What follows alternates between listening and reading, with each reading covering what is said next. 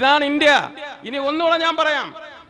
1799 May 4-ാം തീയതി ശ്രീരംഗപട്ടണത്ത് വെച്ച് ഒരു ചെറുപ്പക്കാരൻ ബ്രിട്ടീഷുകാരന്റെ വെടിയേറ്റ് മരിച്ചു. കണ്ണ് പകുതി തുറന്നിരുന്നു എന്ന പുസ്തകത്തിൽ എഴുതിയത്.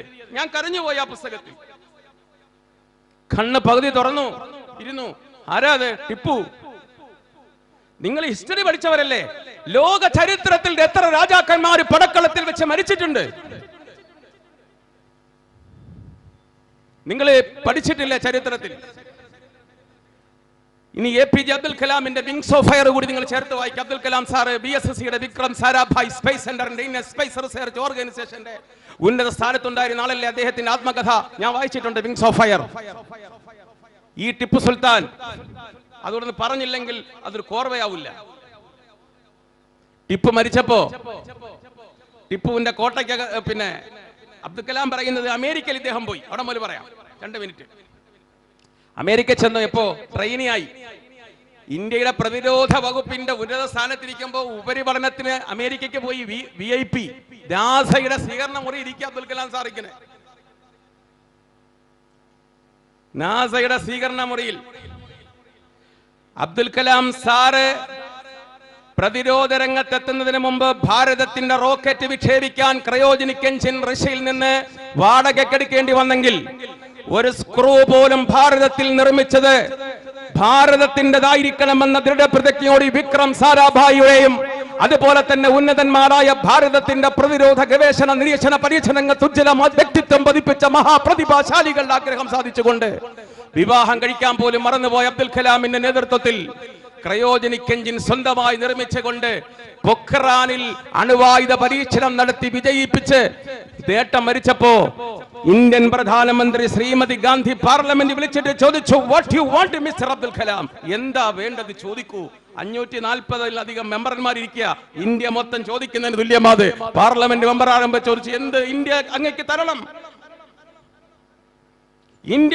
ഇന്ത്യ എന്ത് തരണം അങ്ങേക്കെന്ന് ചോദിച്ച ഒരു ചോദ്യമുണ്ട് അബ്ദുൽ കലാമിനോട്. ഈ അബ്ദുൽ കലാം അമേരിക്കയിൽ ചെന്നു. നാഷണൽ എയറോനോട്ടിക്കൽ സ്പേസ് അഡ്മിനിസ്ട്രേഷന്റെ VIP റൂമിൽ ഇങ്ങനെ ഇരിക്കുമ്പോ ഒരു ചിത്രം. പുസ്തകം വായിക്കണം, വാട്സാപ്പ് നോക്കിയിട്ട് സോഷ്യൽ മീഡിയക്കകത്ത് പാട്ടും പാടിക്കൊണ്ട് കേട്ടാ പോരാ. എന്റെ ചെറുപ്പക്കാരോട് ഞാൻ പറയാം, വായന നിങ്ങൾ ഒരു ദിവസം 4 മണിക്കൂർ വായിക്കണം. ഞാൻ നവാസ് മന്നാനിയോട് എന്റെ അടുത്ത് വരുന്ന സമയത്ത് വിദ്യാർത്ഥിയായിരിക്കുമ്പോൾ ഞാൻ ഉപദേശിച്ചൊരു ഉപദേശം അതാണ്, 3 മണിക്കൂർ മിനിമം വായിക്കണമെന്ന്. എന്റെ വീട്ടിൽ കുറെ പുസ്തകമുണ്ട്. അള്ളാന്റെ തൗഫീഖ് കൊണ്ട് എന്റെ ഭാര്യ ഒരെണ്ണം തുറന്നു പോലും നോക്കത്തില്ല. എന്നോടൊപ്പം വന്നിട്ടുണ്ട്. ഒന്ന് പൊടി അടിച്ചാവുന്നത് ഒരു പേരൊന്ന് തുറന്നിട്ടൊന്ന് നോക്കണമല്ലോ. ഞാൻ പറഞ്ഞു, നിനക്ക് ഭാഗ്യം ഇരിക്കട്ടല്ലോ. പിന്നെ എനിക്കൊരു മകനുണ്ട്, അവൻ ഡോക്ടറാ. വാപ്പി വായിക്കാൻ നേരം ഉറക്കം വരുമെന്ന് പറയാം. അവൻ വായിക്കുന്ന Bailey and Love a short practice of surgery. അവന്റെ മെഡിസിൻ സംബന്ധ പുസ്തകം. ഞാൻ പറയാം, SK പൊറ്റക്കാരന്റെ പുസ്തകം വായിക്കണ. ഒരു തെരുവിന്റെ കഥ നീ വായിക്ക്. ഗാന്ധിയുടെ എന്റെ സത്യാന്വേഷണ പരീക്ഷണങ്ങൾ വായിക്ക്. ഷേക്സ്പിയറിന്റെ മാക്ബത്തും ജൂലിയസ് സീസറും വായിക്ക്. മാർക്ക് ആന്റണിയുടെ പ്രസംഗമൊക്കെ നീ ഒന്ന് പഠിക്ക്. 2000 കൊല്ലത്തിന് മുമ്പ് മാർക്ക് ആന്റണി ജൂലിയസ് സീസർ മരിച്ചപ്പോ അവിടെ ആകെ പ്രശ്നം ഉണ്ടായപ്പോൾ ഒരു പ്രസംഗം നടത്തിയ പ്രസംഗമൊക്കെ ഇംഗ്ലീഷ് ലിറ്ററേച്ചറൊക്കെ ഒന്ന് മനസ്സിലാക്കണമെന്നൊക്കെ പറയുമ്പോൾ വേറെ ജോലിയില്ലെന്ന് അവള് പറയാതെ തന്നെ അങ്ങ് പോവും. അതാ നമ്മുടെ എന്റെ ചെറുപ്പക്കാർ പറയാം, നിങ്ങൾ വായിക്കണം. അബ്ദുൽ കലാം സാറ് പറയുക, നാസയുടെ സ്വീകരണ മുറിക്കകത്ത് തവിട്ട് നിറമുള്ള ഒരാൾ റോക്കറ്റ് കൊണ്ട് യുദ്ധം ചെയ്യുന്ന ഒരു ഛായാചിത്രം ഞാൻ കണ്ടു. ഞാൻ ആദ്യം ഒന്ന് നോക്കിയിട്ട് എനിക്ക് മനസ്സിലാവാതെ ഞാൻ കസേരക്കകത്ത് വന്നിരുന്നിട്ട് രണ്ടാമത് ഞാൻ ചെന്ന് നോക്കി. ആരാണ് പടച്ചവനെ? ഭാരതീയനായ ഒരു രാജാവിന്റെ, ഭാരതീയനായ ഒരു ചക്രവർത്തിയുടെ ചിത്രമാണത്. സാക്ഷാൽ മഹാനായ ടിപ്പു സുൽത്താൻ റോക്കറ്റ് കൊണ്ട് യുദ്ധം ചെയ്യുന്ന ഛായാചിത്രം അമേരിക്കയുടെ സ്വീകരണ മുറിയിൽ. ആരുടെ? പെന്റഗണിലെ ഡിഫൻസ് ഡയറക്ടറുടെ മുറിയിൽ. അമേരിക്കൻ പ്രസിഡന്റിനും പ്രതിരോധ വകുപ്പിന്റെ ഉന്നതന്മാർക്കും അതുപോലെ തന്നെ ക്ഷണിക്കപ്പെട്ട അതിഥികൾക്കും അല്ലാതെ സ്ട്രിക്ട്ലി പ്രൊഹിബിറ്റഡ് ഏരിയ എന്ന് നിർവചിച്ചിരിക്കുന്ന സ്ഥലത്ത് ആരുടെ ഫോട്ടോ വല്ല ചിത്രം? മഹാനായ ടിപ്പുവിന്റെ ചിത്രം. റോക്കറ്റ് കൊണ്ട് യുദ്ധം, അതെന്താ അത്ഭുതം? അബ്ദുൽ കലാം പറയാണ്, 1799 മെയ് 4 മരിച്ചു വീണപ്പോ ബ്രിട്ടീഷുകാര് നേരെ കോട്ടയ്ക്കകത്ത് കടന്നപ്പോ 600-900 റോക്കറ്റുകളും അനുബന്ധ ഉപകരണങ്ങളും കിടക്കുന്നു. ഇംഗ്ലീഷുകാര് പരസ്പരം ചോദിച്ചു, വാട്ട് ഈസ് ദിസ്? ഇതെന്താ? അവര് പറഞ്ഞു, ഒന്നുകിൽ ഇത് സ്റ്റീം കേക്ക് പുട്ടായിരിക്കും, ഇന്ത്യൻ പുട്ട്.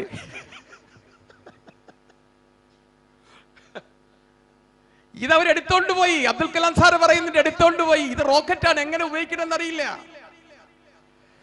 വർഷങ്ങളോളം, പതിറ്റാണ്ടുകളോളം ലണ്ടനിൽ കൊണ്ടുപോയി വെച്ചു, ഉപയോഗിക്കാൻ അറിയില്ല. അവസാനം ഇവരുടെ ശാസ്ത്രജ്ഞന്മാർ വന്ന് 20ാം നൂറ്റാണ്ടിൽ തുടക്കത്തിൽ നോക്കി. പക്ഷേ അതിന്റെ റിലേ ഒന്നും അവർക്ക് മനസ്സിലാവുന്നില്ല.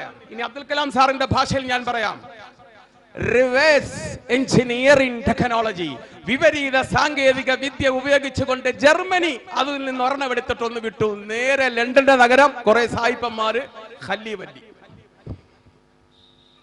അത് ടിപ്പുവിന്റെ ഒരു കറാമത്ത. അത് ടിപ്പു സുൽത്താന്റെ കറാമത്താണ്. റിവേഴ്സ് എഞ്ചിനീയറിംഗ്, വിപരീത സാങ്കേതിക വിദ്യ ഉപയോഗിച്ചുകൊണ്ട് മാത്രമാണ് ആധുനിക ജർമ്മനിക്കും ലണ്ടനും റോക്കറ്റ് ഉപയോഗിക്കാൻ, ലോകത്താദ്യമായ റോക്കറ്റിന്റെ ഉപജ്ഞാതാവെന്ന് ധൈര്യസമേതം പറയാൻ കഴിയുന്നത് ടിപ്പു സുൽത്താനാണെന്ന് അബ്ദുൽ കലാം എഴുതി വെച്ച പുസ്തകം പതിറ്റാണ്ടുകൾ കഴിഞ്ഞിട്ട് ലോകത്തവർ അമേരിക്കയും ഒരു റഷ്യയും ഒരു ജപ്പാനും ഒരു ഹംഗറിയും ഒരു ഇന്ത്യയും അത് നിഷേധിച്ചിട്ടില്ല. ആ റോക്കറ്റ് കൊണ്ട് ഭാരതത്തിൽ കടന്നെന്ന ബ്രിട്ടീഷുകാരനോട് പോരാടാൻ സന്നദ്ധത കാണിച്ച അള്ളാഹുവിന്റെ വലിയായ ടിപ്പു സുൽത്താൻ മൈസൂരിൽ ഒരു പള്ളി പണിഞ്ഞു. ആ പള്ളിയിൽ സുബഹി നിസ്കരിക്കാൻ വേണ്ടിയിട്ട്, ലൊഹർ നിസ്കരിക്കാനും അസ്ർ നിസ്കരിക്കാനും ഒക്കെ ആൾ വരണമല്ലോ. ഒരു അസറിനാണ് ഉദ്ഘാടനം. നാട്ടിലെ പണ്ഡിതന്മാരെ മൊത്തം വിളിച്ചു. ഷാഫി, ഹനഫി, ഹംബലി മദ്ഹബിൽ ഫത്വ കൊടുക്കാൻ കഴിവുള്ള ഹാഫിളീങ്ങളും ഒക്കെ വന്നു. ടിപ്പു സുൽത്താനും വന്നു. എന്നിട്ട് പറഞ്ഞു, നിങ്ങൾ ഈ പള്ളിക്കകത്ത് ഒരു ബാങ്ക് വിളിക്കണം ഒരാള്. അപ്പൊ ഞാൻ എന്ന് പറഞ്ഞ് കൈപൊക്കി. ഒരു ആഗ്രഹമല്ലേ, ആദ്യത്തെ ബാങ്ക് വിളി, ഇനാഗുറേഷൻ നടക്കുന്ന സമയല്ലേ. ടിപ്പു സുൽത്താൻ പറഞ്ഞു, അൽഹംദുലില്ലാ, ആവേശം കൊള്ളാം, ഇരിക്കൂ, എനിക്കൊരു ഷർത്തുണ്ട് എന്ന് പറഞ്ഞു. എന്താ ഷർത്ത്? താടി എല്ലാവരും ഇങ്ങനെ തടകിയിരിക്കുക, ഉസ്താദന്മാര്, ആലിമീങ്ങൾ, വലിയ പണ്ഡിതന്മാര്. അപ്പൊ ചോദിച്ചു, എന്താ ഷർത്ത്? പ്രായപൂർത്തി എത്തിയ ശേഷം ഇന്ന് രാവിലെ വരെ ഒരു സുബഹിയും കളാവാത്ത ആരെങ്കിലും ഉണ്ടെങ്കിൽ വന്ന് വാങ്ങിക്കൊളിക്കട്ടെ. അപ്പൊ ഒരാൾ ചോദിച്ചു, ഉറങ്ങിയെങ്കിലോ? അത് പറ്റൂല, അത് അള്ളാന്റെ അടുത്ത് ഇവിടെ പറ്റൂല. ഉറങ്ങിയെങ്കിലോ? അത് പറ്റില്ല. അപ്പൊ ഇവര് പരസ്പരം പറഞ്ഞു, ഇന്ന് ബാങ്കുളി നടന്നത് തന്നെ.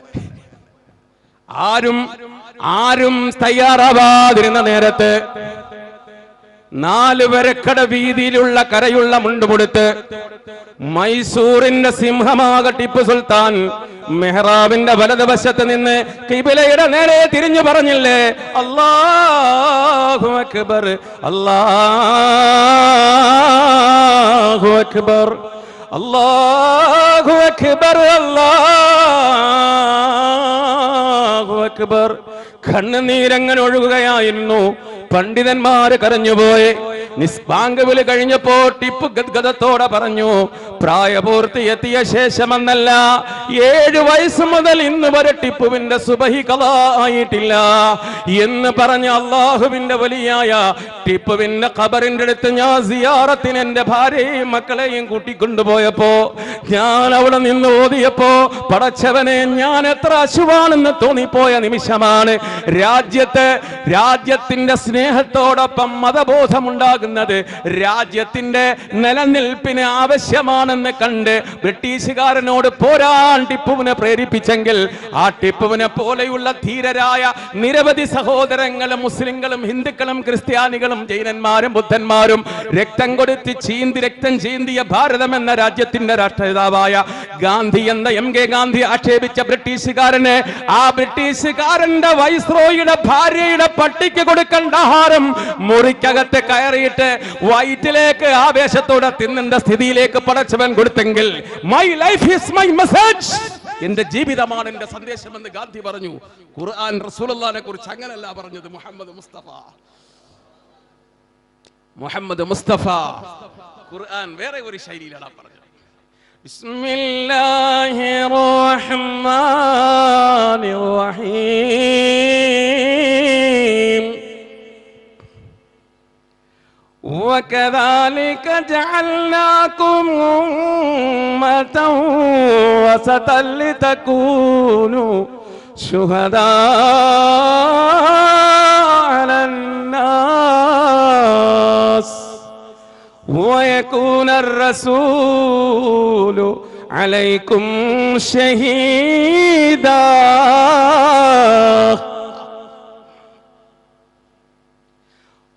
ആദ്യം നബിയുടെ അനുചരന്മാരോടാണ് പറഞ്ഞത്. വകദാലിക അപ്രകാരം ജഅൽനാകും ഏ പ്രവാചകാനുചരന്മാരെ, ഓ അബൂബക്കറെ, ഓ ബിലാലെ, ഓ ഫാത്തിമ, ഓ സുമയ്യ, ഓ ഹഫ്സ, ഓ മൈമൂന, ഏ പ്രവാചക പത്നികളെ, വിശ്വാസിനികളെ, പ്രവാചകാനുചരന്മാരെ, അവരുടെ ഭാര്യമാരെ, ജഅൽനാകും നിങ്ങളെ നാം ആക്കിയിരിക്കുന്നു ഉമ്മതം വസത, നിങ്ങളെ നാം ഒരു മധ്യ സമുദായമാക്കിയിരിക്കുന്നു. അണ്ടർലൈൻ ചെയ്യണേ ഇവിടെ, ലിതകൂനു നിങ്ങളാവാൻ ശുഹദാ അലന്നാസ്, ലോകം അവസാനിക്കുന്നത് വരെയുള്ള സർവജനങ്ങൾക്കും നിങ്ങളിലൂടെ സാക്ഷ്യമാവണം. നിങ്ങളുടെ ജീവിതം അവര് കണ്ട് പഠിക്കണം. ഒന്നാം ഗ്രേഡ് നിങ്ങൾക്കൊരാളെ ഞാൻ തരാം. വയകൂന റസൂലു അലൈക്കും ഷഹീദാ. എന്തൊരു പോയിന്റാണ് ആ ഖുർആൻ പറഞ്ഞത്. പ്രവാചക അനുചരന്മാര് ലോകത്തിന് സാക്ഷികളാണെന്നും അവരിൽ നിന്ന് ഇസ്ലാം പഠിക്കട്ടെ. നിങ്ങൾക്ക് പിൻപറ്റാൻ ഞാൻ ഒരാളെ തരാം. വയകൂന റസൂലു അലൈക്കും ഷഹീദ, അത് മുഹമ്മദാണ് സല്ലല്ലാഹു അലൈഹി വസല്ലം. ആ മുഹമ്മദ് നബിക്ക് 23 കൊല്ലം കൊണ്ട് കൊടുത്തതാണ് ഖുർആൻ. ഒരു നിമിഷം നിങ്ങൾ ചിന്തിക്കണേ. ഇവിടെ സാറന്മാരുണ്ട്, പ്രൊഫസർമാരൊക്കെ ഉണ്ട്. ഞാൻ സാധാരണക്കാരനാണ്.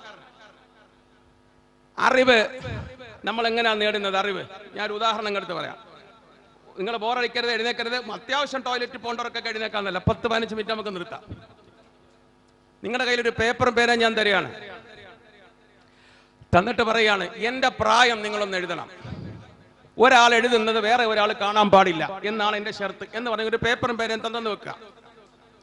നിങ്ങൾ എന്റെ മുഖത്തേക്ക് നോക്കി ഒരു പ്രായം എഴുതി ബഹുമാനപ്പെട്ട മഹല്ല് പ്രസിഡന്റിന്റെ കയ്യിലോ നവാസ് മന്നാനയുടെ കയ്യിലോ കൊണ്ടുപോയി കൊടുത്താൽ എന്റെ ചോദ്യം നിങ്ങളുടെ എല്ലാവരുടെയും ഉത്തരം ഒന്നായിരിക്കുമോ എന്നതാണ്. നിങ്ങൾ എല്ലാവരും ഒരേ വയസ്സിൽ എത്തിച്ചേരുമോ? ചിലര് പറയും എനിക്ക് 90 ഉണ്ടെന്ന് പറയാം, ചിലർ 80 പറയാം, ചിലർ 70 പറയാം, ചിലർ 50 പറയാം. കുറച്ച് പറയുന്ന എനിക്ക് സന്തോഷമായിരിക്കും. ശരിയല്ലേ? അത് നിങ്ങൾ ശരിക്കും ശ്രദ്ധിക്കണം. ഞാൻ ഖുർആൻ പറയാനാണ് ഇത് പറയുമ്പോഴേ നിങ്ങൾക്ക് ആ ഉദാഹരണത്തിൽ നിങ്ങൾക്ക് ഖുർആൻ പറയാനാണ്. അങ്ങനെ നിങ്ങൾക്കൊരു പേപ്പർ തന്നാൽ നിങ്ങൾ അതിനകത്ത് എഴുതി വെക്കുന്നത് എന്താണ്? നിങ്ങളുടെ അനുമാനമാണ്. നിങ്ങളുടെ അനുമാനം എന്ന് പറഞ്ഞാൽ കൺസെപ്ച്വൽ നോളജ്, ധാരണാത്മകമായ അറിവ്. All science is conceptual knowledge. എല്ലാ ശാസ്ത്രവും ധാരണാത്മകമായ അറിവാണ്. Physics, chemistry, biology, zoology, botany etcetera, അത് തന്നെയാണ് സയൻസ്.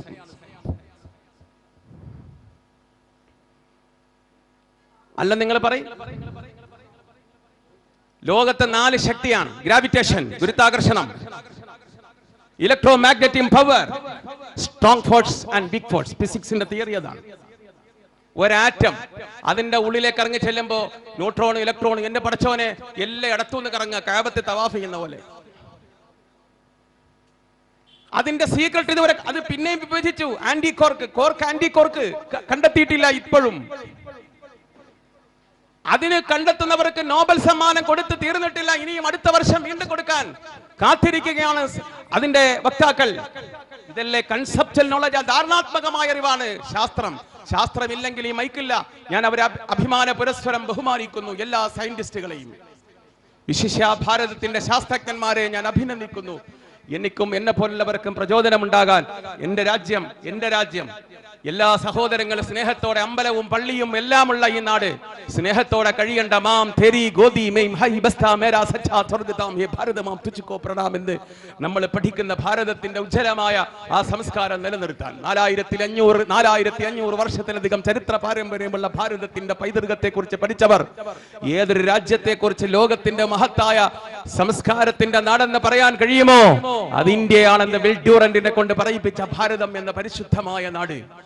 ആ നാടിൽ അഭിമാനം കൊള്ളുന്നു. പക്ഷേ ശാസ്ത്രം എന്നത് അന്തിമ വാക്കല്ല. എങ്കിൽ ഒരു ട്രൂത്ത് വേണ്ടേ?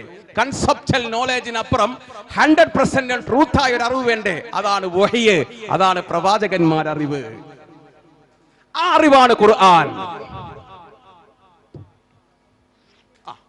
നോക്കിയോളൂ. ബിസ്മില്ലാഹിർ റഹ്മാനിർ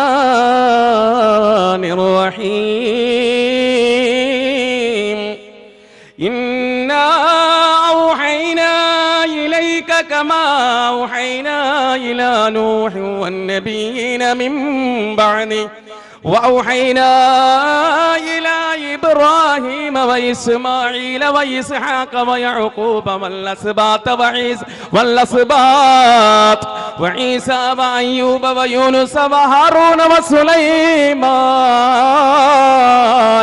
وآتينا داوود زبورا.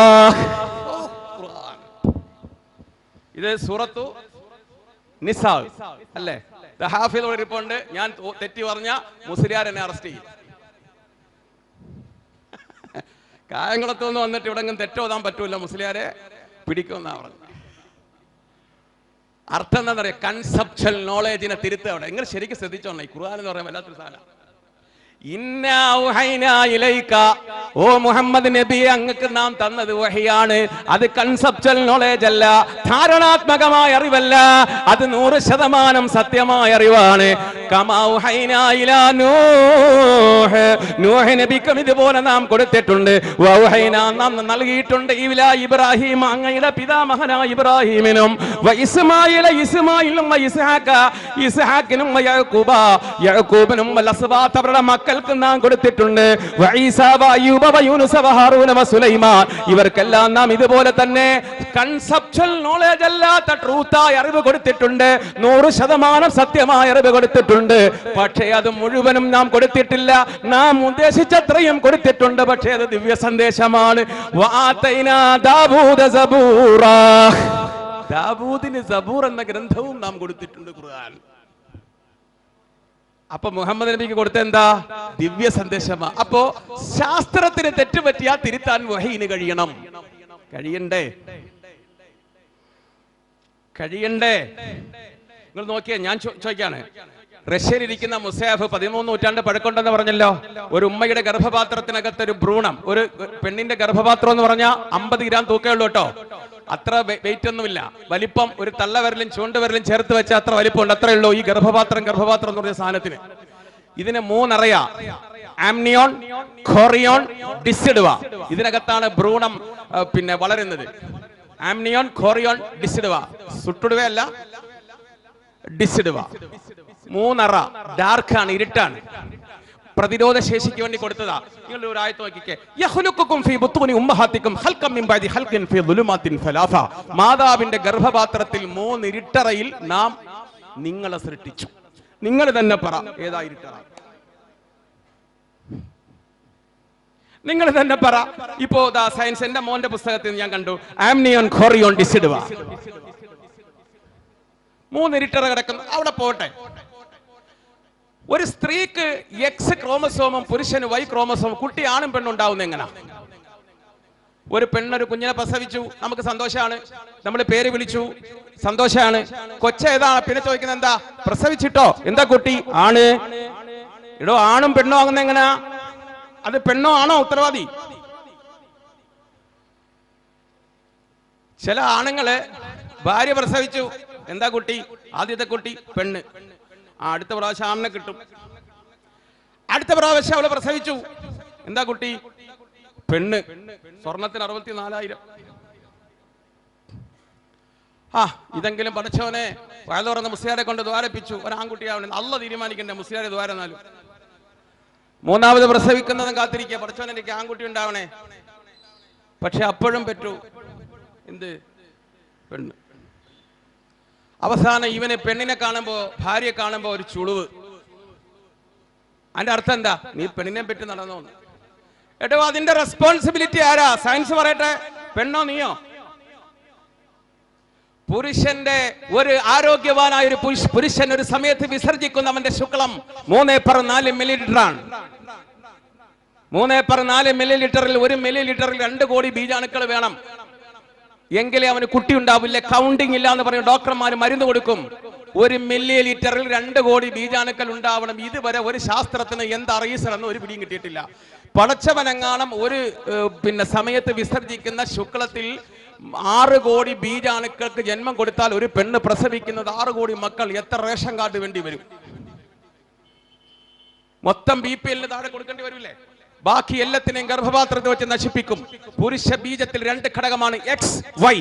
ഉരുണ്ട തല, നടുവിൽ ശക്തിയുള്ള ഉടൽ, വാല് വേഗത്തിൽ ചലിക്കുന്നത്, അതാണ് Y. ഉരുണ്ട തല, നടുവിൽ ഉടൽ, വാല്, Y അപേക്ഷിച്ചുകൊണ്ട് ചലനശേഷി കുറവുള്ളത്. ഇവൻ വിസർജിക്കുന്ന സമയത്ത് ഇവന്റെ ശുക്ലത്തിൽ നിന്ന് X ആണ് സ്ത്രീയുടെ അണ്ടത്തിൽ പോകുന്നെങ്കിൽ X+X ഈസ് ഗേൾ, പെണ്ണാണ്. അപ്പൊ അവന്റെ ഭാര്യ 5 പെറ്റതിന്റെ ഉത്തരവാദി ആരാ? ഇവൻ. എന്നിട്ട് ഇവൻ മുഖം ചുളിക്കുക. ഇവന് നേരെ തിരിച്ചല്ലേ പറയേണ്ടത്? ഏതോ ഇപ്പൊ ശാസ്ത്രം പഠിക്കുന്നത് ഇസ്ലാമില്. ഇത് ഖുർആൻ പറഞ്ഞു പോയടോ, ആണും പെണ്ണും വേർതിരിക്കുന്നത് പെണ്ണല്ല പുരുഷന്റെ ഘടകമാണെന്ന്. 1400 കൊല്ലത്തിന് മുമ്പ് ചെങ്കടലിന്റെ തീരത്ത് കൂടി ഇഴഞ്ഞു പോകുന്ന കടഞ്ഞണ്ടുകളെ കമ്പി കൊണ്ട് കുത്തിയെടുത്ത് ചുട്ടുതിന്ന് പാതിരാത്രിയിൽ മദ്യം വിളമ്പുന്ന പെണ്ണിന്റെ പാദസരത്തിന്റെ കിലുക്കത്തിന് താളം കൊടുത്ത് നിലാവിന്റെ നിറം നോക്കി പാട്ടുപാടി അറബികളുടെ മുമ്പിൽ വെച്ച് ഒരു സർവകലാശാല ബിരുദം നേടിയിട്ടില്ലാത്ത, അറബി ഭാഷയുടെ പ്രാഥമിക ജ്ഞാനം പോലും പഠിച്ചിട്ടില്ലാത്തൊരു പ്രവാചകൻ അഷ്റഫുൽ ഖൽഖ് മുഹമ്മദ് മുസ്തഫ സല്ലല്ലാഹു അലൈഹി വസല്ലം പഠിപ്പിച്ചു പോയി. ആ പഠിപ്പിച്ചു പോയ പ്രവാചകൻ വഅന്നഹു ഖലഖ സൗജൈനി ദക്കറ വൽ ഉൻസ മിൻ നുത്ഫത്തിൻ ഇദാ തുംന. ഉസ്താദിനോട് ചോദിക്കൂ, പുരുഷൻ വിസർജിക്കുന്ന ഇന്ദ്രിയമാണ് ആണും പെണ്ണിനെയും വേർതിരിക്കുന്നത്, പെണ്ണല്ല എന്ന് പറഞ്ഞു പോയി മുഹമ്മദ് മുസ്തഫ ഖുർആനിലൂടെ സല്ലല്ലാഹു അലൈഹി വസല്ലം. അപ്പൊ നിങ്ങൾ പറ, ശാസ്ത്രത്തെ തിരുത്താൻ ട്രൂത്തിന്റെ അറിവിനെ പറ്റൂ, അത് അല്ലാഹുവിന്റെ റസൂൽ. അപ്പൊ അല്ലാഹു എല്ലാ അറിവും പറയോ? ഇല്ല, അവൻ ദേശാല കൊടുക്കുന്നു. ഖുർആനകത്തൊരു തെറ്റിക്ക് കണ്ടു എടുക്കാൻ പറ്റുമോ? ഒരിക്കലും യൂറോപ്യന്മാര് ഖുർആൻ എടുത്തിട്ട് തെറ്റ് കണ്ടുപിടിച്ചു. എന്താണെന്നറിയോ? നിങ്ങൾ കേട്ടോ, ഒരു തെറ്റ് അവർ കണ്ടെത്തുക. ഹാമാൻ എന്ന പേരുള്ള മൂസായുടെ കാലത്ത് ഒരു മന്ത്രി ഉണ്ടായിരുന്നു എന്ന് ഖുർആൻ. മൂസാ നബി അലൈഹിസ്സലാമിന്റെ കാലത്ത് ഫറോവയുടെ ഒരു മന്ത്രിയായിരുന്നു ഹാമാൻ. ഖാല ഫിർഔനു യാ ഹാമാൻ, ഫിർഔൻ പറഞ്ഞു, ഹാമാനെ നീ കെട്ടിടങ്ങൾ നിർമ്മിക്കുക. മറ്റ് വേദഗ്രന്ഥത്തിലുള്ളത് ബാബിലോണിയയിലെ ചക്രവർത്തിയുടെ മിനിസ്റ്റർ ആണെന്നാണ്. മുഹമ്മദ് ബൈബിള് കോപ്പി അടിച്ചപ്പോ വന്ന തെറ്റാണെന്ന് ഒറിയലിസ്റ്റുകൾ പറഞ്ഞപ്പോ 1799 ഫ്രഞ്ചിന്റെ ഭരണാധികാരി നെപ്പോളിയൻ ബോണപ്പാർട്ട് അലക്സാൻഡ്രിയക്കടുത്ത് റോസറ്റ എന്ന് പറഞ്ഞ സ്ഥലത്ത് നിന്നൊരു കല്ല് കണ്ടെത്തി. ഞാൻ ഈജിപ്തിൽ പോകുമ്പോൾ പോണം കേട്ടോ, റോസറ്റ സ്റ്റോൺ. ഇപ്പൊ വിയന്ന മ്യൂസിയത്തിലുണ്ടത്. 1799 ഫ്രഞ്ച് ഭരണാധികാരി നെപ്പോളിയൻ ബോണപ്പാർട്ട് ഈജിപ്റ്റ് പിടിക്കുന്നത്. പിടിച്ചപ്പോ റോസറ്റ എന്ന് പറഞ്ഞ ഒരു സ്ഥലത്ത് ഒരു കല്ലെടുത്തപ്പോ 3 ലാംഗ്വേജിൽ എന്തോ എഴുതിയിട്ടുണ്ട്. 3 ലാംഗ്വേജിൽ എന്തോ എഴുതി വെച്ചിരിക്കുക അതിനകത്ത്. അതിവരെടുത്ത് ഇപ്പൊ മ്യൂസിയത്തിലുണ്ട് കേട്ടോ. ഒന്ന് ഹൈറോഗ്ലിഫിക് ആണ്, ഒന്ന് ഗ്രീക്കാണ്, മറ്റൊരു ഭാഷയാണ്, നാടൻ ഭാഷയാണ്. ഒരാശയം 3 ലാംഗ്വേജിൽ എഴുതിയിരിക്കുന്നു. ഹൈറോഗ്ലിഫിക് അന്ന് ഈജിപ്തിൽ നിന്ന് വിസ്മൃതിയിലായി പോയിരുന്നു. കാരണം ഈജിപ്റ്റ് ആദ്യം ഭരിക്കുന്നത് ഫറോവമാരാണ്. ചിത്രങ്ങൾ കൊണ്ട് അക്ഷരങ്ങൾ ഉണ്ടാക്കുന്നവരായിരുന്നു ഹൈറോഗ്ലിഫിക്. എനിക്ക് വിശക്കുന്നു എന്ന് പറഞ്ഞാൽ 4 ചിത്രങ്ങളാണ്. നീ അങ്ങോട്ട് പോകൂ ഇങ്ങോട്ട് വാ എന്ന് പറയുന്നത് 4 ചിത്രങ്ങളാണ്. പക്ഷേ ആ ചിത്രങ്ങൾ ഉള്ളുന്ന ആശയങ്ങളാണ് ഹൈറോഗ്ലിഫിക്. അത് പാപ്പറീസ് എന്ന് പറഞ്ഞ ഈജിപ്തിന്റെ നൈൽ നദിയുടെ തീരത്ത് വളരുന്ന ചെടിക്കകത്ത് നിന്ന് അവർ പ്രത്യേകമായി ഉണ്ടാക്കി എഴുതി വെച്ചിരുന്നു. അതേപോലെ തന്നെ കല്ലുകളിലും അതേപോലെ തന്നെ വലിയ വലിയ സൗധങ്ങളിലും അവർ ഉല്ലേഖനം ചെയ്തിരുന്നു. ഈ ഹൈറോഗ്ലിഫിക് ഉണ്ടായിരുന്ന ആ രാജ്യത്ത് നിന്ന് പിന്നീട് പിന്നീട് അവിടെ വരുന്നത് അലക്സാണ്ടർ ആണ്. BC 323 മറ്റോ ജനിച്ച അലക്സാണ്ടർ അവിടെ വന്നു. അലക്സാണ്ടർ ഈജിപ്റ്റ് പിടിച്ചപ്പോ പിന്നെ ഗ്രീസ് സംസ്കാരം വന്നപ്പോ ഹൈറോഗ്ലിഫിക് പോയി. അവസാനം അലക്സാണ്ടർ ആ രാജ്യം ഭരണം നടത്തിയിരിക്കുന്ന സമയത്ത് അയാൾ ഇന്ത്യയിലേക്ക് വന്ന് തിരിച്ചു പോകുന്ന സമയത്ത് പേർഷ്യയിൽ വെച്ച് മരിച്ചുപോയി. അവസാനം ഈജിപ്തിന്റെ ഭരണാധികാരിയായത് അലക്സാണ്ടറിന്റെ സേനാധിപതിയായിരുന്ന ടോളമിയാണ്. ടോളമി 1, ടോളമി 2, ടോളമി 3, ടോളമി 4 എന്ന് പറയുന്ന പരമ്പരയിലെ രാജാക്കന്മാർ വന്നപ്പോ പിന്നെ അവിടുത്തെ ശിലകളിലും അവിടുത്തെ സൗധങ്ങളിലുമെല്ലാം ഗ്രീക്ക് ഭാഷകൾ ഉല്ലേഖനം ചെയ്യപ്പെടാൻ തുടങ്ങി. അങ്ങനെയാണ് ടോളമി രാജവംശത്തിൽ ക്ലിയോപാട്ര എന്ന് പറഞ്ഞ അതീവ സുന്ദരിയായ പെണ്ണുണ്ടാവുന്നത്. റോമയുടെ ഭരണാധികാരിയായ ജൂലിയസ് സീസറും ക്ലിയോപാട്രയും തമ്മിൽ പ്രണയബദ്ധരാകുന്നു. അങ്ങനെ ജൂലിയസ് സീസർ സെനറ്റിൽ വെച്ച് കൊല്ലപ്പെടുന്നു. അവസാനം ജൂലിയസ് സീസറിന്റെ കൂടെ ഉണ്ടായിരുന്ന മാർക്ക് ആന്റണി, അഗസ്റ്റസ് സീസറിന്റെ കൂട്ടുകാരനും പെങ്ങളുടെ ഭർത്താവുമാകുന്ന മാർക്ക് ആന്റണി ഈജിപ്തിൽ വരുന്നു. ഈജിപ്തിൽ വന്ന് ക്ലിയോപാട്രയെ കല്യാണം കഴിക്കുന്നു. 2 പ്രസവത്തിൽ 3 കുട്ടികൾ ഉണ്ടാവുന്നു ക്ലിയോപാട്രയ്ക്ക്. അവസാനം ക്ലിയോപാട്ര ബ്രിട്ടീഷ് ഈജിപ്തിൽ ഉണ്ടായിരുന്ന ക്ലിയോപാട്രയും ഭർത്താവും അഗസ്റ്റസ് സീസറിന്റെ ആക്രമണത്തിൽ ആത്മഹത്യ ചെയ്യുന്നു. അവരുടെ ടോംബ് ഇതുവരെ കണ്ടെത്തിയിട്ടില്ല. അങ്ങനെ ഹൈറോഗ്ലിഫിക് പോയി, ഗ്രീക്കിന്റെ ഭാഷ മാറി. അവസാനം റോമയുടെ ഭാഷ ഈജിപ്തിൽ വന്നു. അങ്ങനെ റോമയുടെ ഭാഷ ഈജിപ്തിൽ വന്ന് പിന്നെ ഭാഷകൾ മാറി. അത് കഴിഞ്ഞിട്ട് അല്ലാഹുവിന്റെ റസൂലിന്റെ കൂട്ടുകാരനായിരുന്ന അംർ ഇബ്നുൽ ആസ് ഈജിപ്ത് പിടിച്ചപ്പോ അറേബ്യയുടെ സംസ്കാരം അറബി ഭാഷയായി ഈജിപ്ത് മാറി. അങ്ങനെ ഭാഷകൾ മാറി മാറി വന്നപ്പോ ഹൈറോഗ്ലിഫിക് മറന്നുപോയിരുന്നു. ഹൈറോഗ്ലിഫിക് മറന്നുപോയിരുന്നു. നെപ്പോളിയൻ ബോണപ്പാർട്ടിന്റെ പട്ടാളക്കാര് റോസറ്റിൽ നിന്ന് കണ്ടെത്തിയ ഹൈറോഗ്ലിഫിക്കിനകത്തിരിക്കുന്ന അക്ഷരങ്ങൾ വായിച്ചപ്പോ ഈജിപ്തിലെ സഖാറ എന്ന് പറഞ്ഞ സ്ഥലത്ത് ബ്രിട്ടീഷ് ആർക്കിയോളജിസ്റ്റുകൾ കണ്ടെത്തിയ പ്രതിഭയ്ക്കകത്ത് എഴുതി വെച്ചിരിക്കുന്നു. ഖുർആൻ പറഞ്ഞ ഹമാൻ, യാ ഖാല ഫിർഔനു യാ ഹമാൻ, നീ അത് കെട്ടിടം പണിയൂ എന്ന് ഹാമാനോട് ഫിർഔൻ പറഞ്ഞ ഹൈറോഗ്ലിഫിക്കിൽ റോസറ്റ സ്റ്റോൺ എന്ന് കണ്ടെത്തി.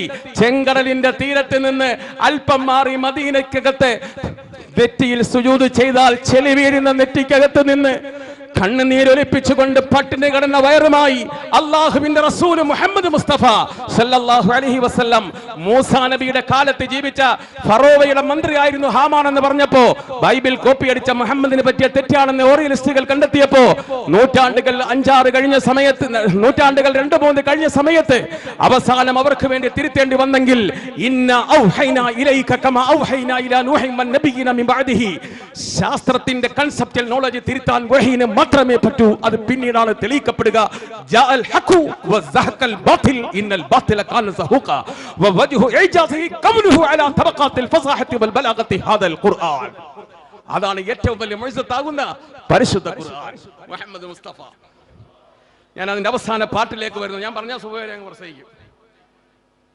ഇനി അതിന്റെ ഭാഷാ സൗന്ദര്യം കൂടെ പറയുന്നത് നിങ്ങൾ നോക്കിയേ. ഒരിക്കല് ഈ അറബികൾക്കൊരു സ്വഭാവം ഉണ്ടായിരുന്നു. 50 തലമുറയ്ക്ക് മുമ്പ് ജീവിച്ച ആൾക്കാരുടെ പേര് കാണാൻ പറയും, എഴുതാൻ അറിയില്ലെങ്കിലും. പിന്നെ പെട്ടെന്ന് കവിത എഴുതും. ഒരു അലി റളിയല്ലാഹു അൻഹു ഫാത്തിമ ബീവിയുടെ അടുത്ത് കടന്നു. ഫാത്തിമ ബീവിയുടെ അടുത്ത് വന്നപ്പോ ഫാത്തിമ ബീവി എന്തോ ഒരു ജോലി ചെയ്തുകൊണ്ടിരിക്കുമ്പോ അലിക്ക് പിടിച്ചില്ല. അപ്പൊ എന്ത് ചെയ്തു? അടിക്കാൻ നിന്നില്ല, ഒരു പാട്ട് പാടി.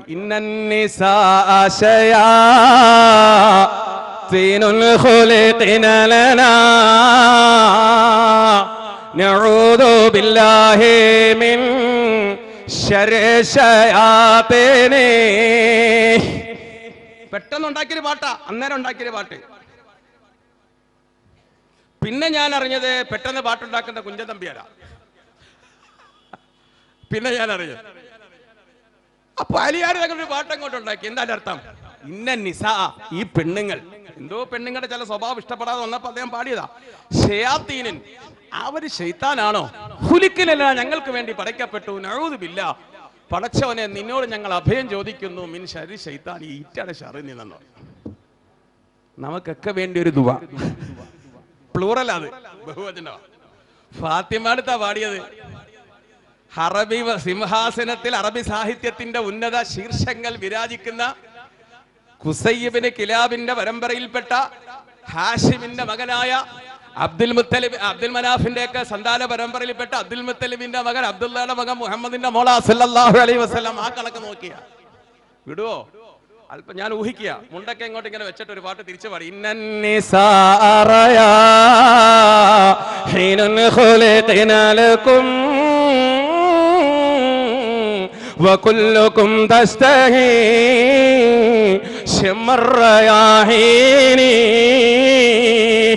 അന്നേരം കൊണ്ടാക്കിയത് അലി ഈ കൊണ്ട് തുടങ്ങി, ഫാത്തിമ ഈ കൊണ്ട് തുടങ്ങി.